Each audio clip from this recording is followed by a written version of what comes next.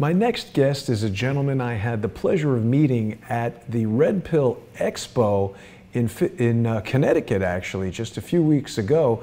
Charles Pixley. Charlie, how are you today? Feeling great. How are you? I'm very well. It's good to see you again. You know, I was quite intrigued by the conversation we were having when I met you at the Red Pill Expo back in June. Now, you are not a doctor, correct? No, I'm a research. I specialize in research. And you told me an amazing story about, was it a test that you had created for detecting cancer? Why don't you give the audience a little background on what it is that you've done and what we're going to be talking about today? Sure. First of all, with your permission, I'd like to say thank you for having me on. I know that there's a whole lot of people who want to be on your show. You have the smartest and the best audience of anybody out there, and you've been out there a long time, and people have listened to you, and I've listened to you, and I've seen their comments, so I know you have a brilliant audience. And just to say how important what we're going to, well, let me first give you the caveat.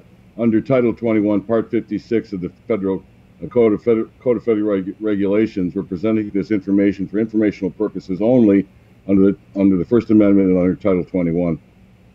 We're not giving medical advice, and we're not selling any medicine, and these comments are not approved by the FDA.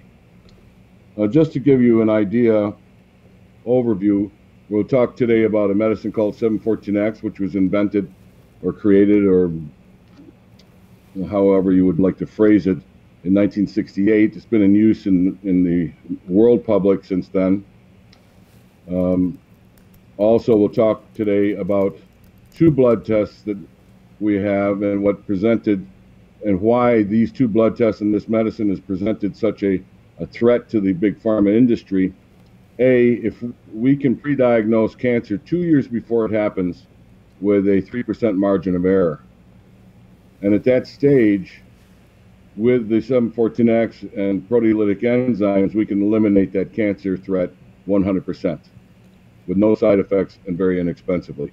Wow. So this is a threat to a multi-trillion-dollar industry.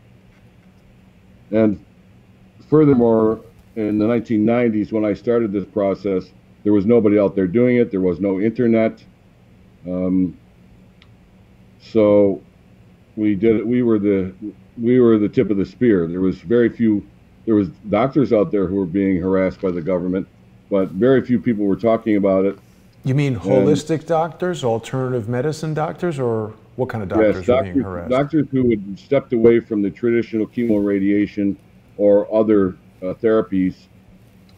Anything that is steps aside or opposes or is different from the standard therapy that is taught in medical schools, traditional medical schools, which are known as allopathic schools, and the big pharma industry that runs them and controls them and teaches them and indoctrinates them. Anything that opposes that becomes a threat to them, and they crush it. Consistently, they've done it for over 100 years, and that's something else we can cover today as well.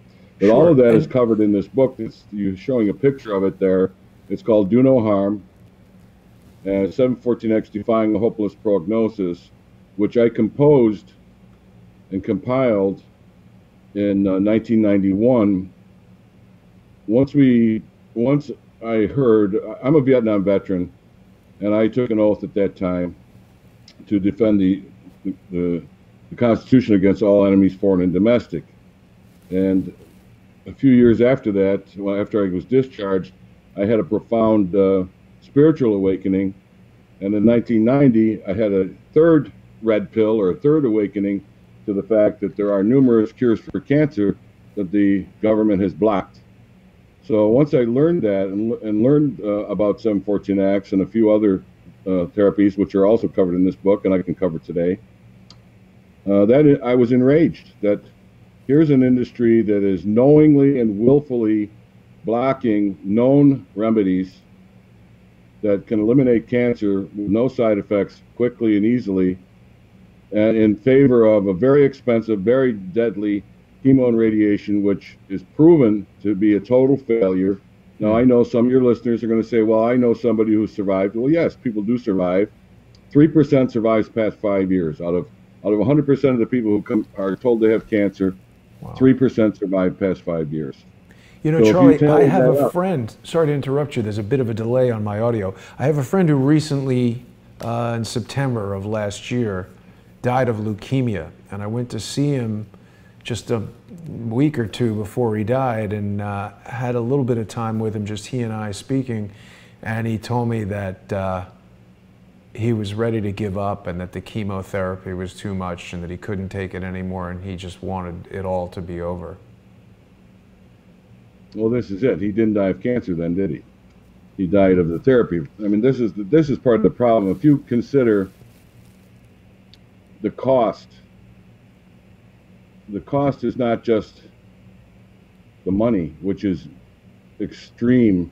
Some people have got billed for $2 million, or, you know, the average therapy runs $80,000 to $160,000 per person per cancer, and much more than that in many cases because of the hospital bills, the surgery, and so many other things that come about. And almost everybody's put into collection, put into receivership. His wife is in a financial disaster now. He was the breadwinner, and, you know, it took years for this to happen, and their money was drained down. It's terrible. They're wiped out. So the secondary, of course, the most important, is the human asset. We are the assets. The humans are the assets, not money, not the house, not the cars. We are the assets. But we've become a ATM for some of these companies for many reasons. So the destruction of the family, destruction of the wealth, destruction of the health, destruction of the will of the family, the willpower, it's just devastating. If you consider, they shut me down in 1996. So that's 23 years, Russ. So let's assume 2 million people a year just in the United States go through chemo, radiation, and surgery and succumb. That's 2 million a year, times 22 years, basic math. How many? 44 million people. 40 million plus or minus.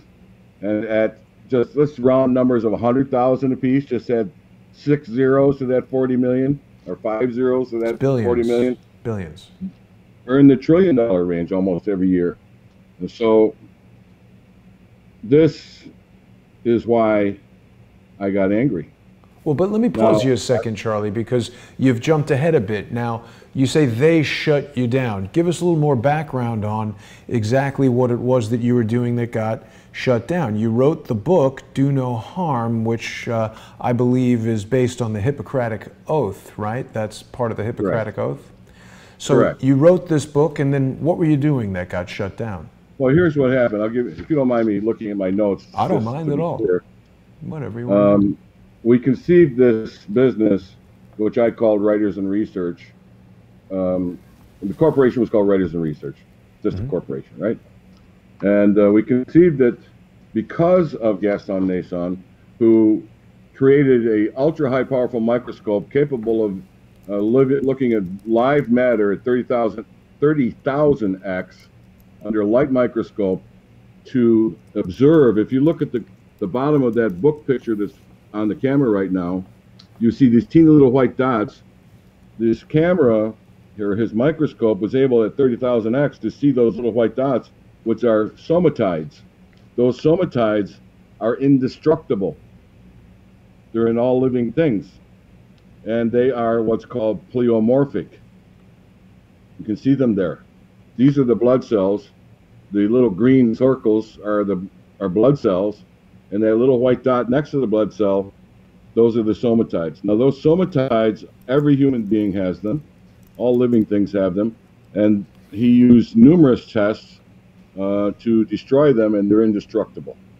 Furthermore, they have what is called a pleomorphic life cycle. Like you would compare it maybe to a butterfly, starting with a what do they call it? When it's a worm.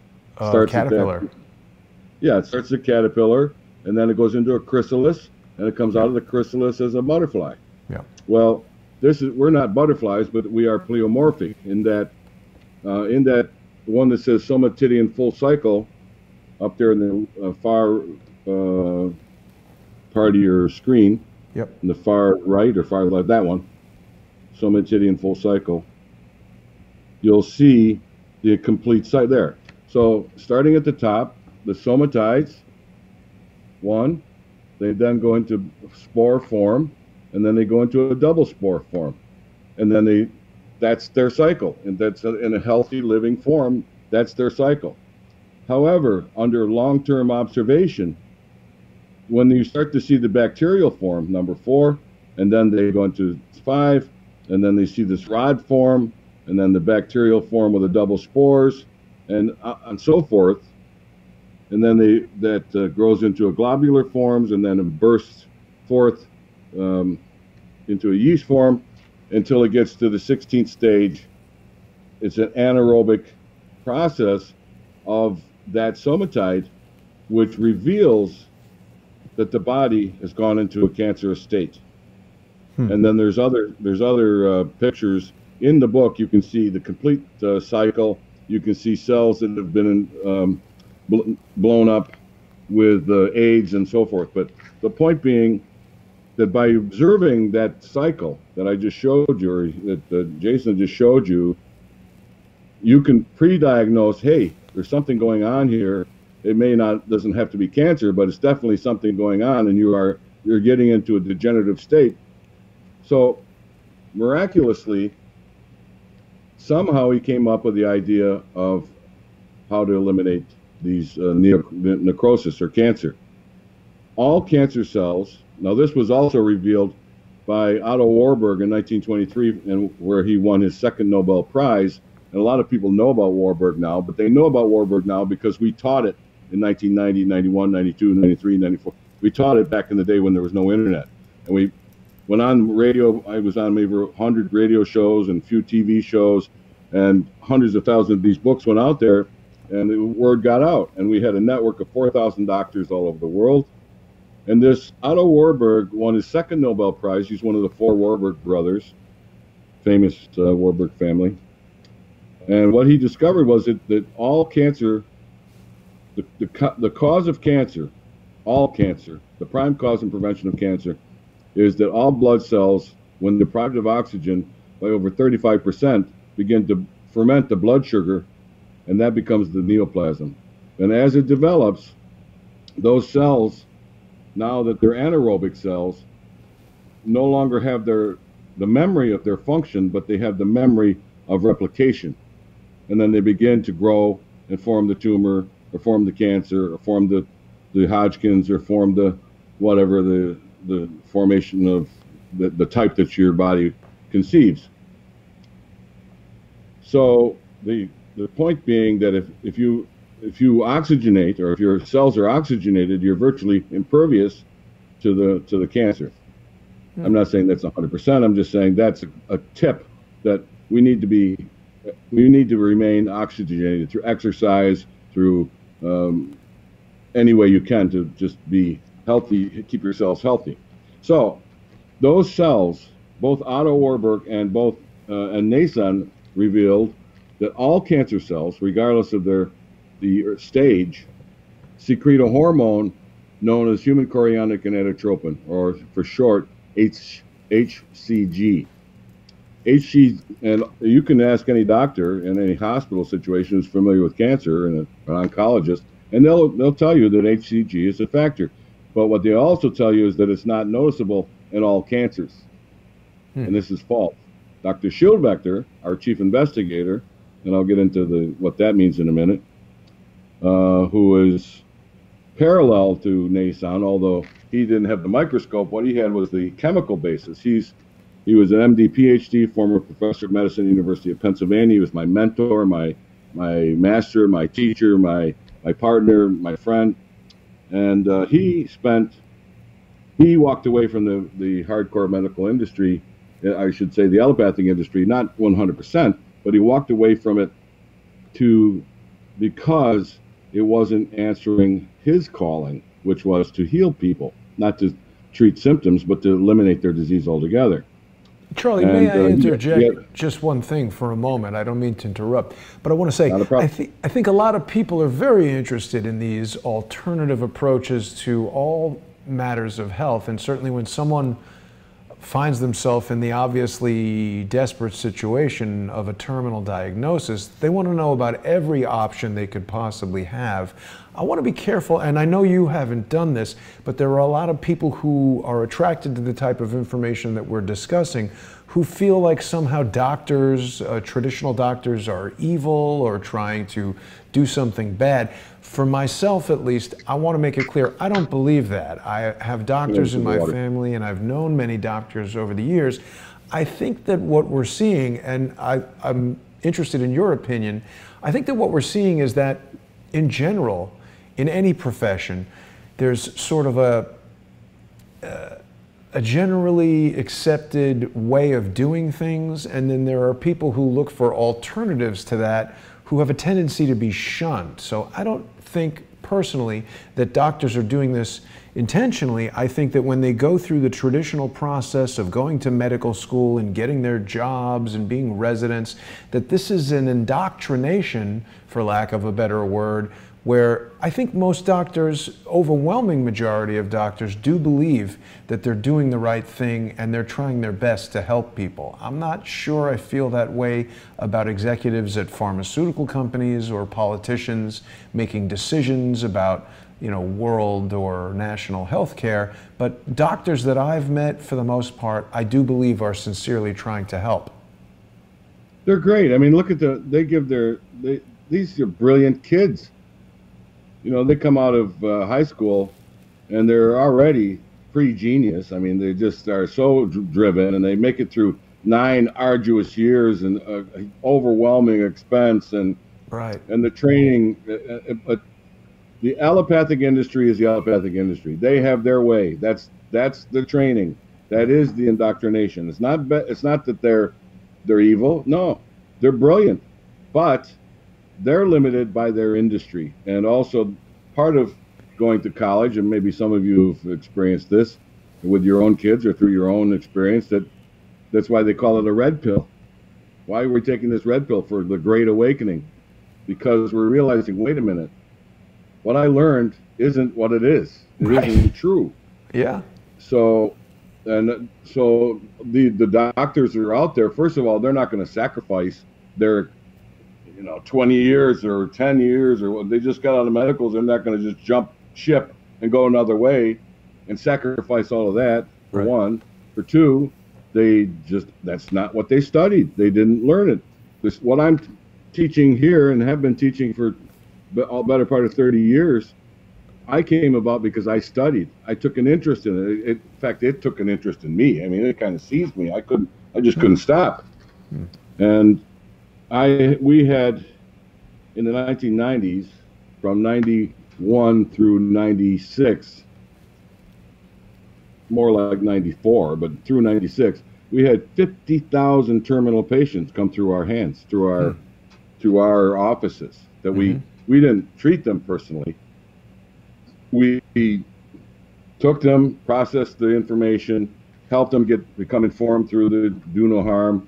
They got the book. In the book was the signature page that they had to sign off on and say, yes, we understand. So they're giving informed consent, and they would go to one of the doctors in the network. What does that mean, informed consent? Informed consent is the law under Title 20 and Part 50, Title 21, Part 56 of the Uniform Code of, not Uniform Code of Military Justice, it's under the United States Code, says that anyone who uses any medicine from any doctor or pharmacist must be fully informed and understand all the side effects, all the pluses and all the negatives. Now, that wasn't being discussed at all when we first started, and we were very emphatic about it. And now and since then, commercials have changed. If you watch a commercial, it's like, Right. You wonder how anybody could actually take a medicine after Right. listening to the commercial. Sounds worse than the disease. Death, and your eyes fall out and you bleed from the, just, wow. Yeah. And then it's like it washes over the top of them. So why? Because they're just unfamiliar. I mean, it comes upon them. You're doing your everyday thing. You're working every day. You're going to the office, or you're going to wherever, whatever profession you may have, and suddenly you're told, you've got cancer and you're going to die. They just lay it on them like that. They threaten them, and you've got to get in right away. Yeah. And then you're put on what I call the carousel or a conveyor belt.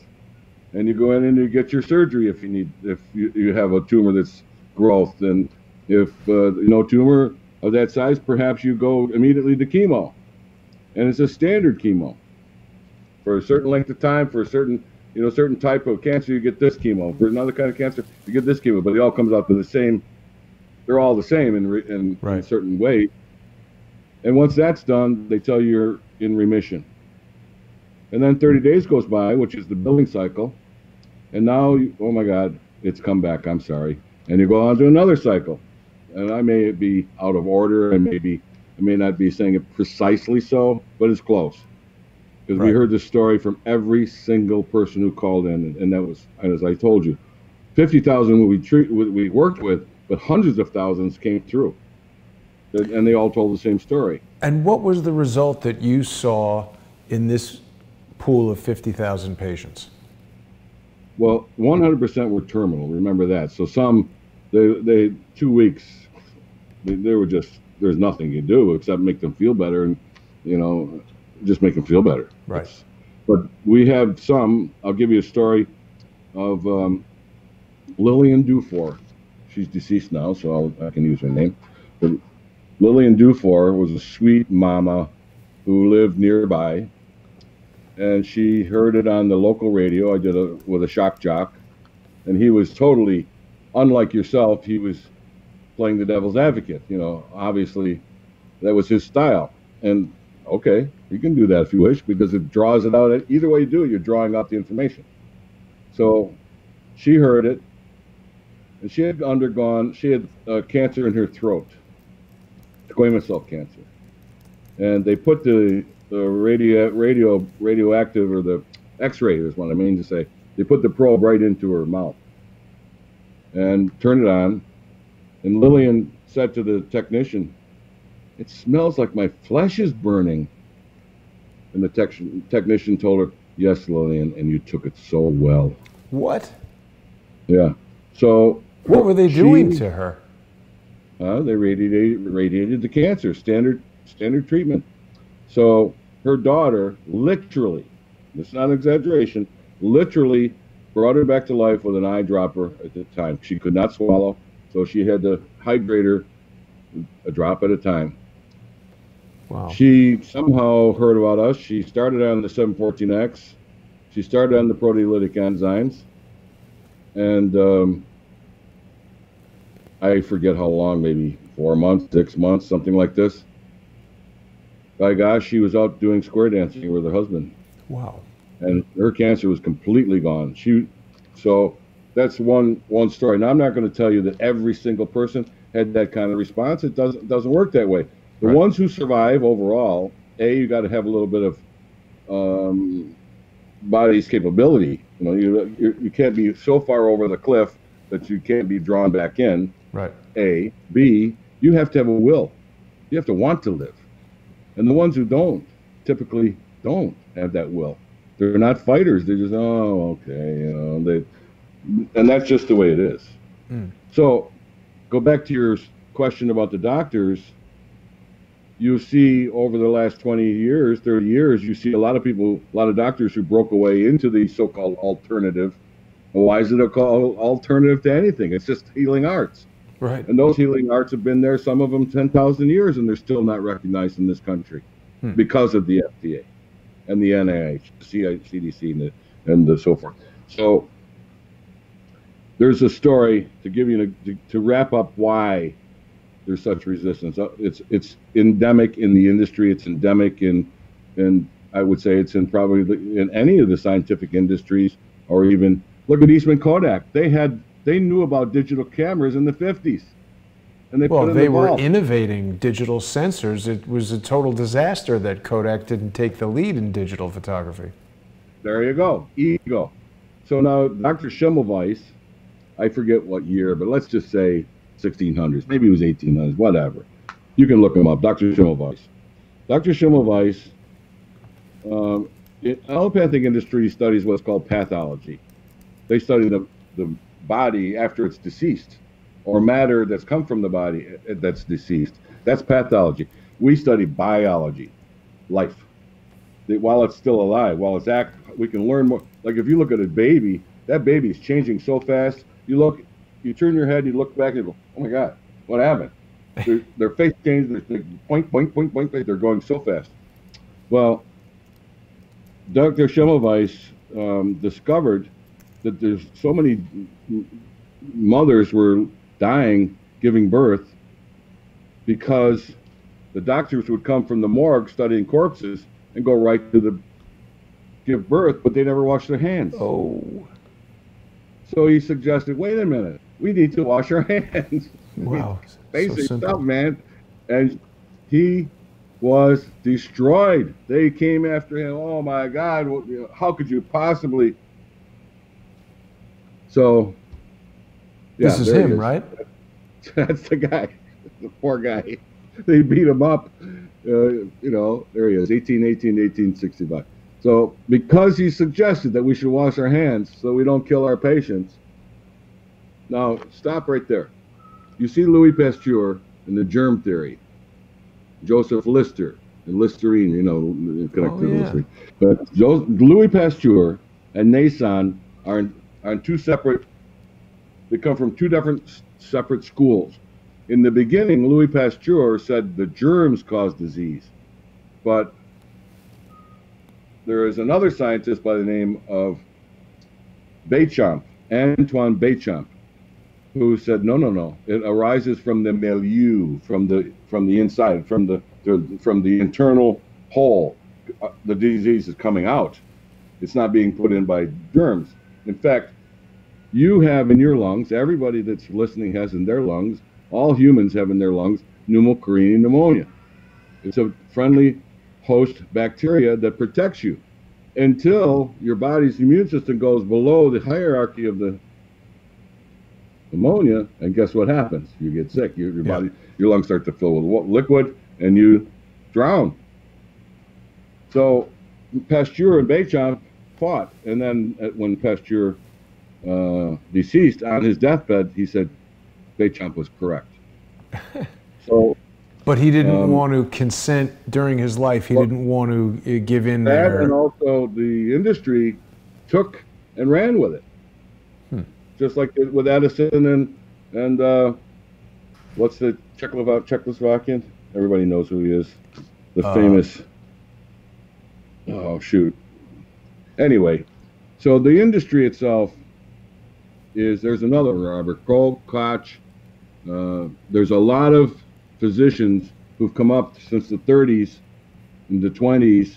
One of the most famous was Royal Raymond Rife. He created a microscope so powerful that it had rays. He could blast a vibrational ray 2 miles away through a cement block wall into a test tube that was holding a virus. He could destroy the virus from 2 miles away with the vibration. Wow. Not a missile. They went in and they wiped him out, took his book, took his microscope, whether they smashed it or took it to some hidden place, who knows, but basically wiped him out. Another one, Wilhelm Reich. Wilhelm Reich discovered or noticed that we all are interconnected. If anybody's seen the movie Pandora, everything's interconnected. Everything's connected to everything.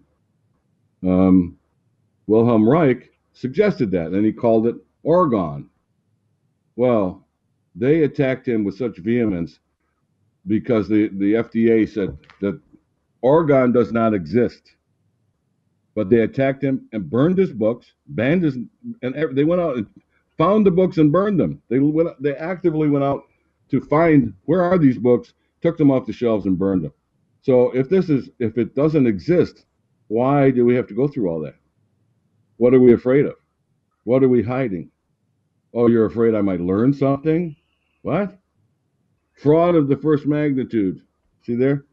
So my suggestion to there it is on the bottom. Publications were burned by the order of the court. He died in prison of heart failure just over a year later. Wow. They destroyed the man. And Yeah. argon is, you can use argon in your house. You can make an argon accumulator yourself. Isn't argon just a gas? Argon is it's energy. The best example of what argon, an argon collector, is the Washington Monument. Huh. That's the best example of an argon accumulator. When you go to Washington, there's a definite sense of power. You can tell that everybody's looking in this direction. How do you spell argon? O-R-G-O-N-E. I've never heard of that before. Sure. Well, okay, so let me take you back, Charlie, to this 714X. Sure. So is that, yeah, here we see argon. I'm totally unfamiliar with this. Definitely seems like a mystical. Yeah, this is worth, and he's from where? Austria-Hungary. Now the Ukraine. So anyway, they maligned him, and there's others. There's the more recent is Dr. Brzezinski in Texas. He's been fighting since '76 because he's created a remedy, and for cancer. He's been fighting them since 1976 in MD Anderson, but he's somehow survived. There's also Harry Hoxsey. There's a clinic in Mexico that's still active and a very, very popular and very successful treatment. There was a doctor in New York City, Nicholas Gonzalez. Gonzalez, I heard about. He was treating pancreatic cancer. Nobody was dealing with it because pancreatic cancer is very bad. If you get pancreatic cancer, you got to start doing your homework and find somebody outside the box. Anyway, so in 1992, I went to Cornell University and dug out the rules and regs and formed an institutional review board under the laws of Congress to make available access to this medicine legally and inform the FDA exactly what we were doing, and also give the American public everything they would need to know to answer any question that they'd have, whether they're an attorney, a doctor, a scientist, or a common, regardless of your grade, what grade you graduated from, there's something in this book so that you have a full understanding.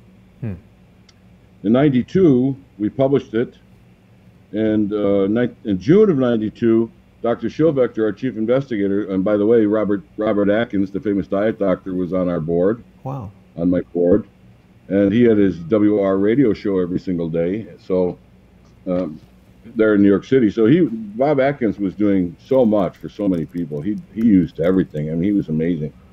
Was there any mystery surrounding Bob Atkins' death? I remember it was pretty surprising when he died. In my head, there is. There is. He was supposed to have fallen and cracked his head on the sidewalk there in New York City, but who knows? I mean, Bob Atkins was a great guy. He wasn't a jokester. Getting him to, he's the typical, he's like me, he's like, I'll smile, but you don't hear me guffaw, we're serious. But he was so brilliant, and he was treating people for so many different things, which we can cover many of them, as a matter of fact. So in 1992, we started with this publication and informing the FDA completely. And Dr. Schilvector, our chief investigator, took former Congressman Berkeley Bedell, which I think Berkeley Bedell was a congressman of Iowa or Utah. Anyway, out in the Midwest. And Congressman Bedell was on our side, if you will. He favored us. He was not against the up and coming. And he was dying of metastatic cancer. Oh, he was. So he's obviously very interested. He was there he is, Iowa. So he was terminal. Dr. Schilvector worked with him in a very fast. He was completely cured of his cancer. Wow. Very quickly. So he had to be pretty impressed with that. Well, Schilvector and us, we wrote testimony. Schilvector and he testified before and this is also in the book, by the way, testified before the NIH hearings on the Office of Alternative Medicine in June of '92. In July of '92, the FDA banned the medicine. The 714X. Correct. Banned it. See, that's an unusual name for a medicine. How did it get that name? Yeah, you have to have a code breaker. Someone 714X is 7 is the 7th letter of the alphabet, G, for Gaston. N is the 14th letter of the alphabet, N, for Nason. And X is the 24th letter of the alphabet for the year of his birth, 1924. So that's how he came up with it. Interesting. Yeah. So just since we've touched on it again, 714X is totally non-toxic. There has never been one side effect whatsoever in millions of uses since the 60s. It causes the body to reject the cancer naturally. In other words, it shuts off the hormone that's secreted by the cancer, and then the body is allowed to digest it, if you will.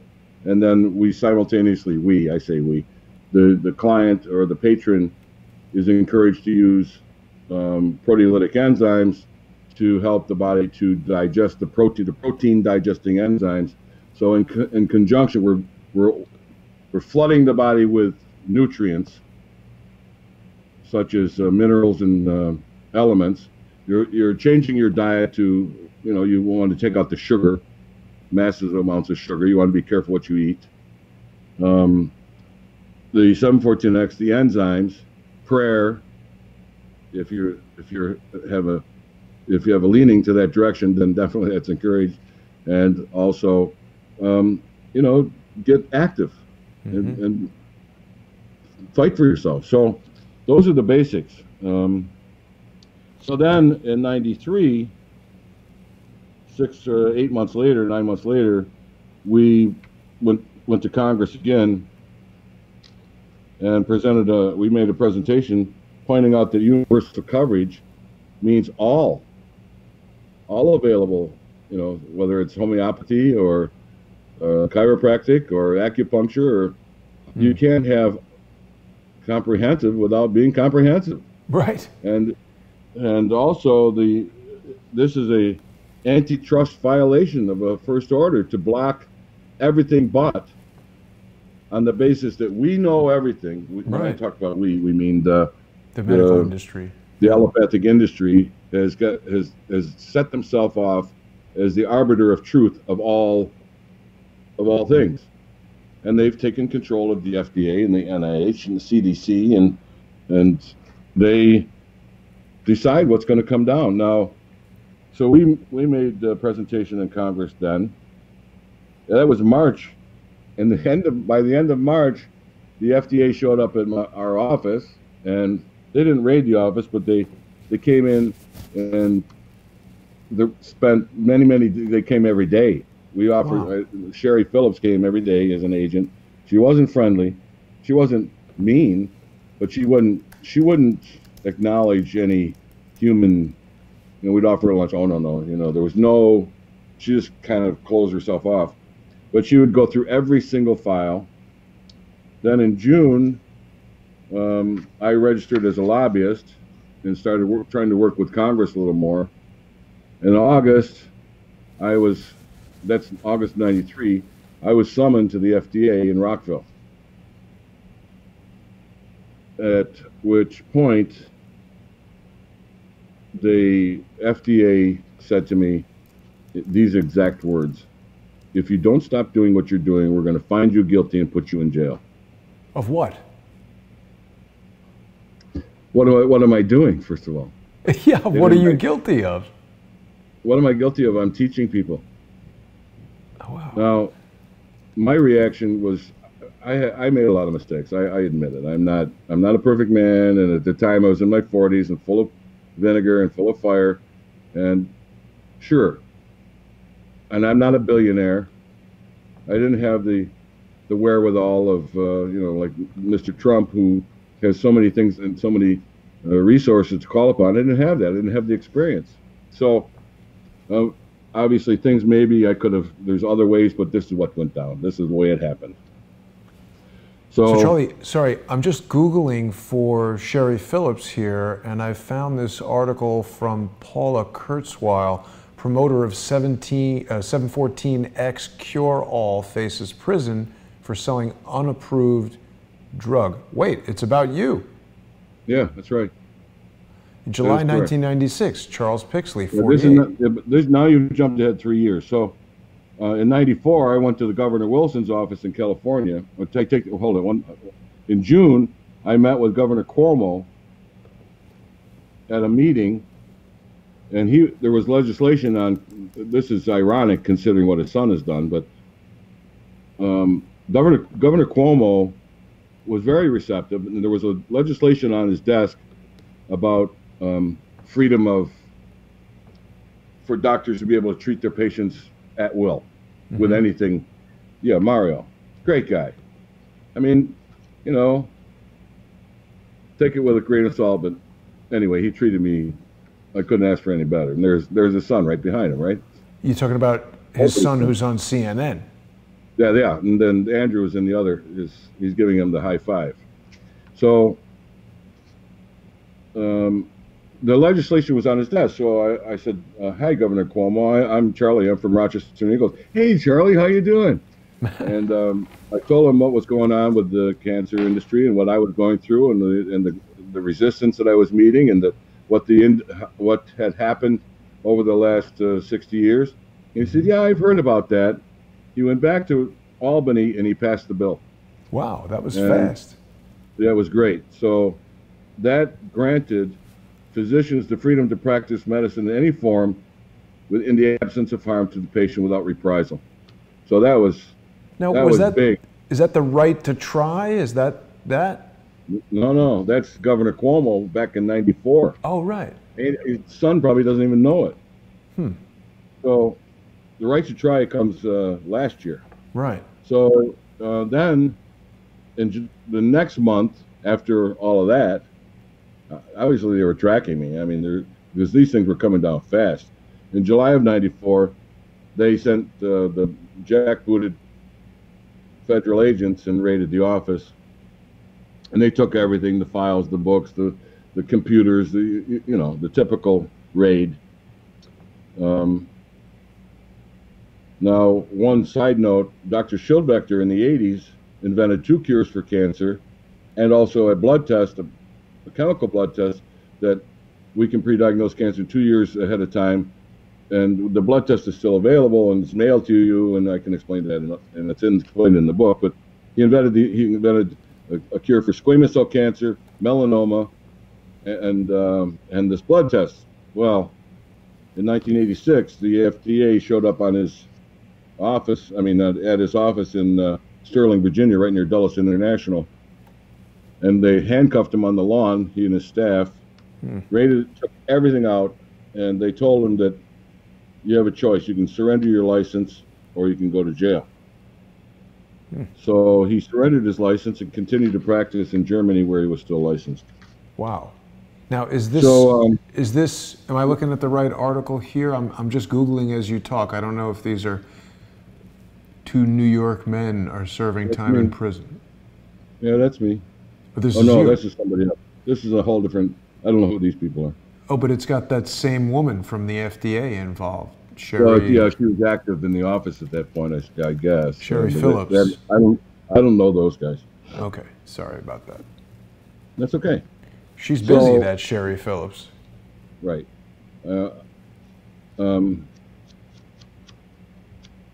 So then I went back and met with Governor Governor Wilson, and after that, I had a friend named Alden Bryant, who's now deceased. Alden Bryant lived in Berkeley, and he's a former Navy SEAL, and he was 20 years older than me then. So if he were still alive today, he'd be close to 100 years old. But Alden heard about my indictment from the FDA. I was indicted on 19 counts. They wanted me to go to jail for 19 years. And he said, "I know Dr. Lee. He's the Assistant Secretary of Health. Do you think that would help if we had a meeting with him?" And Alden, what? Are you kidding? Let's go. So sure enough, he called up his high school buddy, Dr. Philip R. Lee. And you can find him in Wikipedia. He's a handsome guy. He's a nice guy. Philip very Lee? gentle. I mean, his accolades go on for 2 pages. You know, he's really great guy. Philip R. Lee, Dr. Lee, and he was the head of the FDA. He was the head of the FDA, the CDC, the NIH, and the WHO underneath Donna Shalala. Donna Shalala. Oh boy. Okay. Yeah, he served under Donna Shalala. She was the secretary. He was the assistant secretary. Not good. He was the medical side. She was the social side. Right. And he was the boss of David Kessler, who was the one that was, you know, I had an issue with. So there he is. So we went to Washington with my attorney, Dr. Nancy Lord. She was both a doctor and an attorney. She was she had also run for president on the Libertarian Party, or vice president rather. That's a busy person. Nancy Lord, she's an incredible being, but she kind of scared me actually, because she was so smart. It actually scared me. And anyway,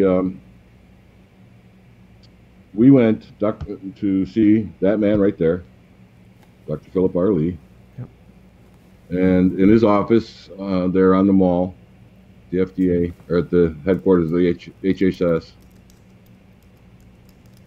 And in a big conference room, nice conference room. It was just the four of us.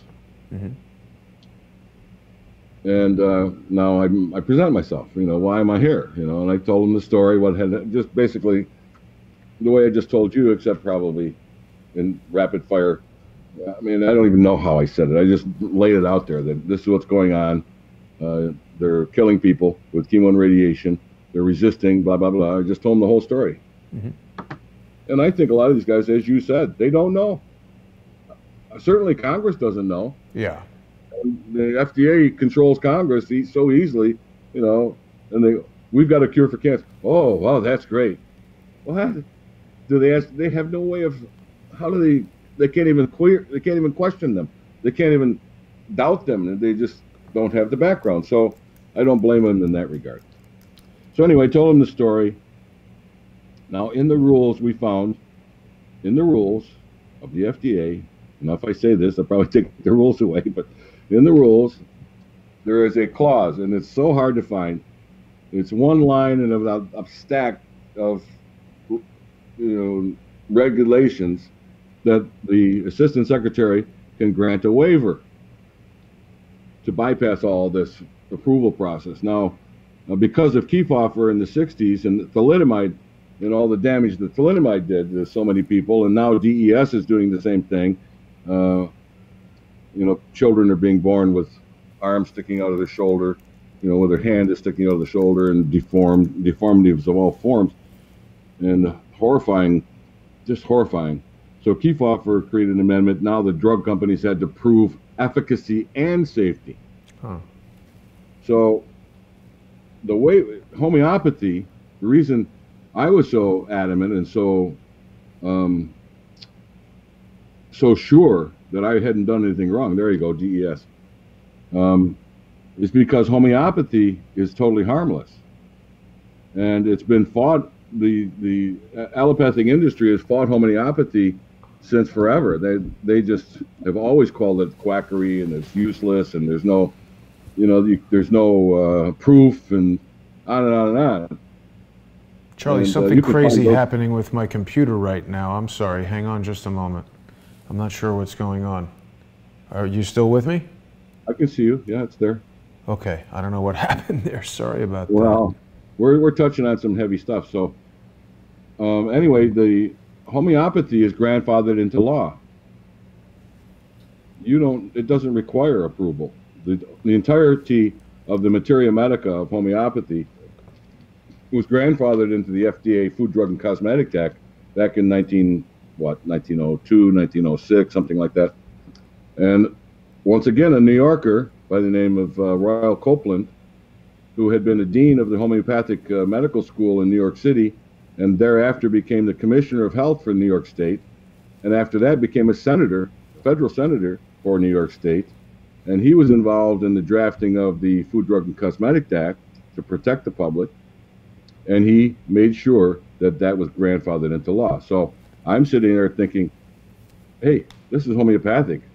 I'm not breaking the law. I'm not doing anything wrong. This medicine is completely under the we don't have to worry about it. But I do recall you telling me that they somehow got you jammed up, and did you go to jail, or what happened? I spent a year in federal prison, yes. Wow. For what charge? The formal charge was conspiracy to defraud the United States of America. No, the United States. Conspiracy to defraud the United States for importation of an unapproved new drug. Uh-huh. Now, that brings up a whole other story. Billy Best is a kid from Boston. He was told that he was going to die with non-Hodgkin's. Right. He was 16, 17 years old, and they gave him one dose of adriamycin, which is the extremely potent antibiotic. And if I'm wrong, one of the chemotherapies, okay? But I'm pretty sure it was adriamycin. And it nearly killed him on the one dose. And he's a young, vibrant kid, and he's like... And that's a form of chemotherapy. Yeah. And he was a young, vibrant kid. So Billy basically said, double-barreled middle finger, and he ran away. Right. And so then the family, the industry got, he was at Dana-Farber, the industry got the news people involved. NBC, Billy, please come back, that kind of thing. And the parents were there. And, I don't blame them. They were worried about him. They didn't know. But Billy made a deal. He said, I'll come back if you let me use 714X. And then his mother discovered the other remedy is called, it was created by a nurse. It'll come to me. Anyway, they used two remedies. And Billy, somehow I got a hold of Billy, and I got the medicine to him. And then he started, and then after that, I believe he went up and saw Nason directly in person. And after that, there was no contact. And there it is, SCAC-T. He used SCAC, vitamin C, enzymes, and 714X. And he's still alive incidentally, today. this article is 18 years after he's, I guess, 34 now, and this article was written in 2012. A book about it. Yeah, he wrote a book about it. You can find him. He's got a family now.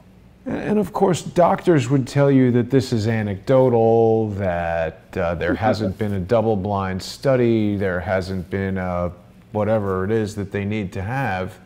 And that's true, but... For them, it's true. Right. For us, it's not true. You've done a double-blind study and all that? Double-blind.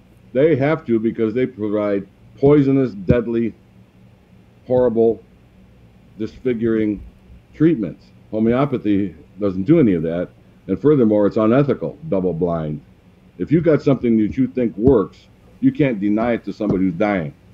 There's just that whole concept is just, they can use any argument they want. Tell Billy Best that he can't have it because it hasn't been proven by double-blind. Go ahead. Or tell Lillian Dufour. Or tell Berkeley Bedell, the congressman. You can't do this. Wait a minute, this is my body. This is the Declaration of Independence. You have a right to life, liberty, and the pursuit of happiness. Don't you? And if you don't think you do, you better read the document again. I want to see, we have to fight for our rights. Yeah. The government's there to protect our rights. But what has happened is they are now imposing their will over and telling us what we can have, what we can do with our bodies, and so forth. Well, and even going as far as taking somebody like yourself and sticking you in jail. Tell us about that part of the story in the last couple minutes that we have here. What happened, and how did you get out of jail? Well, we went to trial. And it was a 3-day trial. Wow, that seems short. Well, because first of all, my attorney, I think, took a deal. I mean, again, I made some mistakes. We were going to do a jury trial, and then at the last minute, he got a phone call from the prosecutor, the assistant DA, FDA, the government's FDA, or government's DA, rather. And So I know what we're going to do. We're going to do a bench trial. It'll save the judge will be impressed because we're saving the taxpayers money and blah blah blah blah blah. And I didn't want to do it, and they browbeat me into it, and I'm scared. You know, I don't know what I'm limited funds. Right. Over $500,000 went into this just to stand up for everybody's right. The legal defense. Yeah. Wow. So anyway, we went to a bench trial, and the first day we were clearly winning. The FDA sent their attorney who said, well, if he had a waiver, and if I'd have been there, I would have told him that he shouldn't issue a waiver. Oh, really? Well, I have the waiver. Well, I mean, what's your point? You can't revoke it in the last minute. And so you had received a waiver from the FDA that gave you legal permission to sell. Then bypassed all these rules and regulations and approval process and double blind study and blah blah blah blah, which we never didn't need anyway. But I got the waiver after the indictment to give me a get out of jail free card. So day 2, we were in recess. The judge was called to Washington and had a private meeting with William Jefferson Clinton and Chief Justice Rehnquist. Day 3, he walked into the courtroom and he had the upside down smile. Wow. It was over. It was over. Wow. But he was generous. He was kind. The judge was. He gave me a year and a day, which means I could get a early out instead of 19 years. And then I had 3 years of probation. After that, the NBC came to the prison and did a story on me. And all the prisoners, it was around Thanksgiving time, 1997. And all the prisoners came to the TV room. And the last question she asked was, if you had to do all over again, would you do it again? And I said, absolutely. And they all went, yay! It's crazy. What was it like in prison? Was it? Oh, I spent a month in solitary. I got my lower teeth jammed through my teeth, my lip jammed through my teeth. From people beating you up? I got beat up. By the guards or the prisoners? If you fight back, then you're part of the problem. So you're in the middle of this. Anyway, so that was done, and then I spent the next 20 years in quote unquote hard labor, just trying to figure out, getting my head screwed on, and just working like everybody else, just doing everything I could do to continue on, rebuild the family life, but I ended up losing everything. Lost the house, the car, the wife. I didn't lose the family, but what the real loss, yes, it cost me, and yes, it was painful, and yes, I'm still shunned.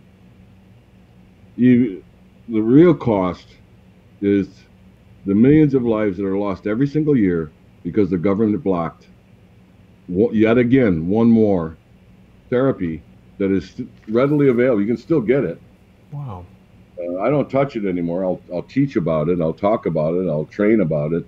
But as we said in the beginning, 44 years, for 22 years, at an average of 1 to 2 million people a year that go through chemo and radiation and die, when they could have something that is so beautiful and dynamic and helpful. The last story I'll tell is my son-in-law's father had an office worker, or not a partner in their business. They had a foundry, and he sold the foundry to the partners. And she had what's called MMA, a form of uterine cancer, that they went to Sloan Kettering, and Sloan told them that this is incurable. Nobody's ever survived it. Wow. She used the 714X and enzymes. I'm assuming she used the enzymes, and went back to Sloan. There was nothing. Nothing. So what did they say at Sloan Kettering? They called the entire department to say, look, what happened? She was terminal, and there was we've never seen this before. Oh my God. And here's how twisted it is. Here she is now, cancer-free, Her husband's also going through therapy now because he's got a deadly cancer of a different type. So he's on the treatment. But anyway, here she is cancer-free, and they're just jaws dropping, stunned. She told them what she had done. She told them that she had used 714X. And they said, oh, that doesn't work. Well, wait, okay. Excuse me. I was going to die. It's incurable. I told you what I did. I don't have cancer anymore, and you're telling me it doesn't work. Yeah. Excuse me. So, you, Mr. and Mrs. America. Now, and the next thing, the next warning is children. A lot of you may have heard about medical kidnapping. If your child, God forbid, you have a child that contracts this horrible disease, and you decide, I'm going to go elsewhere. But the doctor tells you your baby's got cancer, your kid's got cancer, whatever, and you decide, if you open your mouth and say to him, we're not going to go through this chemo and radiation, they will send the authorities and take your child away. And Child Protective Services, yeah. So since last year, in May of 2018, President Trump, and I know that President Trump is tuned in. Well, you're dealing with a multi-trillion-dollar trust, with this industry. They go back to Auschwitz, these boys. They were the ones who built Auschwitz. Bear and E.G. Farben built Auschwitz, and they built the Xylocan B. They are now Monsanto, and one of the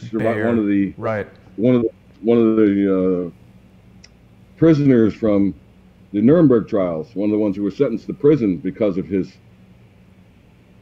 heinous activity, is when he got out of prison, Monsanto and Bayer, they had a parade. They put flowers on his grave every year. I mean, and they made him chairman. Who is that? His name is Mir. His name is Frotz Mir. I may have mispronounced it. It's in the reading material. His name is von Mir. Von Mir. These people are monsters. I mean, you've heard of Operation Paperclip. Yes. The Nazis didn't end with Second World War. It just they had a wardrobe change. And it just grew quietly through the matrix of our existence. Wow. Charlie, let me ask you this, because we've got just a few minutes left. On the National Institute of Health website, they do have 714X PDQ listed. Is this the same thing? Well, they did a study because we, as I said, and we took it to them. This is in the book. We made a presentation. Mm-hmm. But typically, whether it's 714X or SEAC or Gerson's therapy or Hoxie's therapy or whatever therapy, they always come back and say the same thing. We've seen no evidence. It's quackery. It's this, it's that. So my cynical point of view is the one that, and what they're saying there is accurate as to what the function is, whether they will allow that to be publicized as a function. This is the knowledge. This material you're looking at is what I gave them. So, but they'll come back and they'll discredit it. Well, we see no evidence. Or let's say they did a rat study.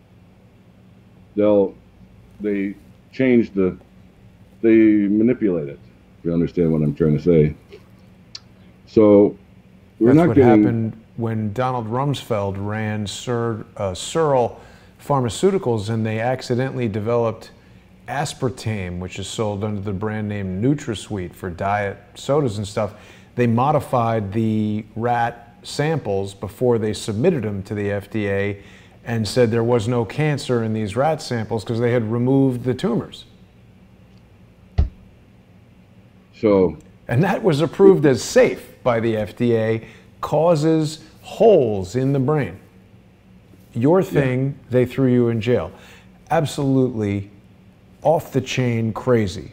Now, Charlie, I do want to take our last few moments to let everyone know that your book is actually still available online in ebook format. How do people find the book, Charlie?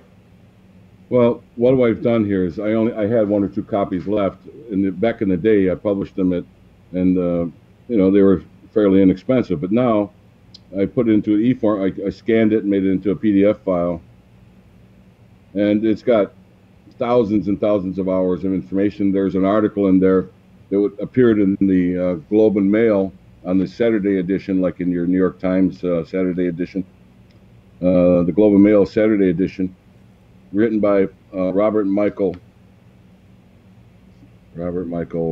I'm sorry, forgive me. Oh, it's Roberts. His name is Roberts. But the article received the Journalist of the Year award for that article. So I would suggest you get the material, you start with that article on page 12 of the book. The book is typically $25, but if you put in GOOD in the coupon code section, it'll give you a $5 discount, and you will also be supporting Jason's efforts here to illuminate the public to the various things that are going on in the patriotic movement. I'm assuming that most of you out there are listening to Jason because of his brilliance and because of the patriotic the things we're going through. And everybody knows by now that the First Amendment is on life support. Yeah. And we're fighting hard to maintain so that we can reveal things such as the things we've done here today. So please, $20. I mean, it may sound like a lot of money, but when you see the material, knowledge is knowable, and this is life-saving information. Everybody that's listening, and everybody that you know, and everybody that they know knows somebody with cancer. Yeah. 1 in 2 will have cancer in their lifetime, is the prediction. 1 in 2. Wow. And 100 years ago, it was 1 in 100. Wow. So don't tell me that it's genetic. I don't want to hear about the genetic cause of cancer. It's nonsense. You may have a predisposition, but now there are numerous ways that you can overcome it without going through chemo and radiation and certain death, and the pain and the suffering and the wipeout and the loss of hair and the vomiting and then the cancer comes back with a vengeance because you have nothing left to fight with. There are ways. Wouldn't you much rather start with something that's non-toxic, take a blood test, see how you're coming, do some more, take another blood test, see how you come along, and if there's still a need for a dose, not a year's worth, but a dose or 2 of chemo or radiation, then make that decision at that time. But that also you might become an enemy of your doctor, where he's, oh, well, you got to get in here right away. And then I've had patients that are patrons who came back and said the doctor, they scared him again, and they went back in and got the chemo and radiation, and that killed them. Dr. Schildbecker treated the famous actor, Steve McQueen. Steve McQueen. Steve McQueen, he was dying of cancer, and the chemo and radiation, he was like on his last legs. And Dr. Schildbecker took him to his clinic in Plaza Santa Maria, Jamaica, and cured him. You're not supposed to say cure. You can run for the cure. You can ride a bicycle for the cure. You can do a walk for the cure. You can raise money for the cure. You can wear a pink ribbon for the cure, but don't say you can cure.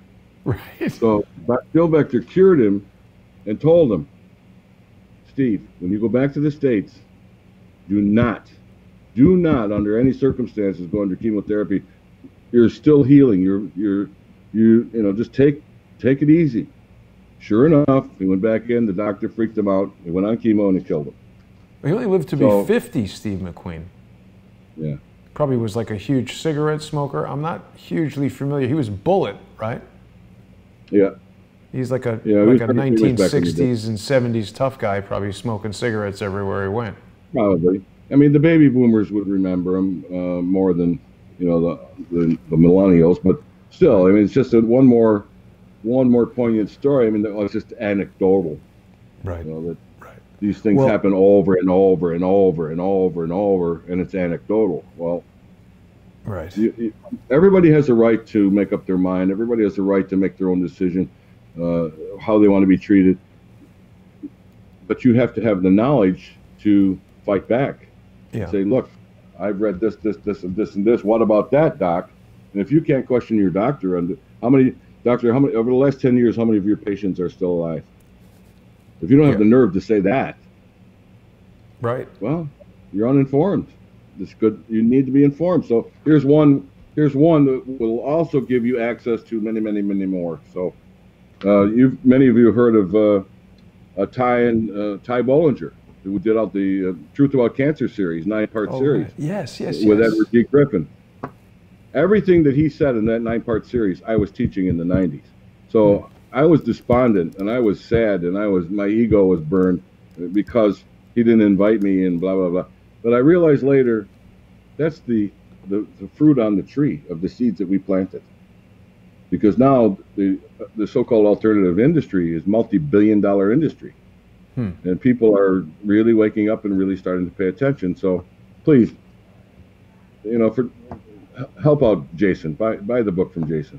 Well, people will be buying the book from you, and I do appreciate, Charlie, you offering our viewers that generous 20% discount. You're a fascinating and brave guy, and I was immediately intrigued by our conversation when we met in Connecticut last month. The website for people to go to is 714xbook.com. Go there and enter the discount code GOOD, like my last name, Goodman. Just put in GOOD, and you're going to get $5 off the book, Do No Harm with 714X. An interesting book for people to read and weigh the information against other things that they know or believe that they know. You're going to get an electronic copy of the book, an immediate download of a zip compressed PDF file that you can read on your computer, your iPad, your Android tablet, or any other device that can read PDF books. Charlie, I really appreciate you taking the time to come here and speak with us today, and the sacrifice that you've made, being in jail, fighting for, I know what it's like to be swimming against the tide, and it's not easy. So I really appreciate what you've done, and I look forward to speaking with you again. I want to thank you for joining us today. I want to thank everybody for watching. Anything you want to share with us before we close out, Charlie? If you got a minute, I have a friend. He befriended me. This man is named Victor Penzer, with a K, Victor Penzer. He was born in Austria, and Victor Penzer ended up in Auschwitz. The reason he ended up in Auschwitz is because his brother got caught, and he was going to Auschwitz, so he tried to save his brother, which he did, and he got caught. So the brother was saved, and Victor went in. But Victor, pardon me, was forced to work with the monster Mengele. So he befriended me, quite a bit older than me. Dr. Penzer is a MD, a DMD, a Doctor of Science, a faculty, a health sciences faculty, and quite a guy. I mean, you just love him, And he befriended me. But so he when I was reaching out for help from everybody, he sent me a letter and $1, and on the dollar he wrote "Good luck." But the letter is worth probably $10 million. Many years ago, medicine appeared to be a noble profession. It was prior to World War II, before the concepts of genocide and ethnic cleansing became despicable, perhaps, but accepted as acts of human civilization. Medicine seemed to be the proper occupation for an idealist. The Hippocratic oath, "Do no harm," was taken seriously and generally heeded. Advertising by doctors was considered highly unethical. Times have changed, and so have drastically the mores. Using humans as guinea pigs for medical experiments with or without their knowledge and consent goes on in many hospitals of high repute. Advertising by doctors, euphemistically ennobled to marketing, is not only accepted but encouraged. Advancements in the medical technology brought by new opportunities for plastic surgery, the original task of which was the repair of the damaged parts of human anatomy and the restoration of function, This degenerated mostly to become cosmetic surgery catering to human vanity rather than to health. Aggressive advertising offers alteration of human nature, sex organs, suggesting to gullible potential clients vague advantages without ever mentioning any hazards. Truth, the whole truth, and nothing but the truth is not the advertiser's motto. The managed or mismanaged medical care gives doctors no time to diagnose or treat patients properly. The reports of biomedical laboratory tests guide doctors to prescribing from an arsenal of symptom-suppressing rather than health-restoring expensive allopathic pharmaceuticals. In the process, these chemicals generate new ailments through insidious side effects. Naturopathic and homeopathic medicines are vilified by the industry, the disease industry, under the pretense of protecting the public. Natural health practitioners are harassed and persecuted. Health insurance, whether governmental or private, does not pay for alternative diagnostic or therapeutic intervention. The multi-billion-dollar disease industry influences legislators and law enforcement authorities. Functional medicine, which offers diagnosis in the preclinical stage or loss, is not being taught in medical school. Surgeons often offer invasive treatments, even though their surgery never removes the cause of an ailment, only a manifestation. Patients are rarely appraised of the potential hazards. Thus, it is apparent that the Hippocratic oath, do no harm, must have been replaced by the Hippocratic principle, tell no truth. Dr. Victor Pencer. Wow. Well, my guest has been Charles Pixley, and his book is called Do No Harm. You can purchase a digital copy of it at 714xbook.com. Use the discount code GOOD, G-O-O-D, to receive $5 off the book. $20 will get you the PDF copy delivered to you by email. Charlie, I want to thank you very much for joining us today. And as I said, I look forward to speaking with you in the future. Yes, thanks everyone for watching. We'll see you tomorrow.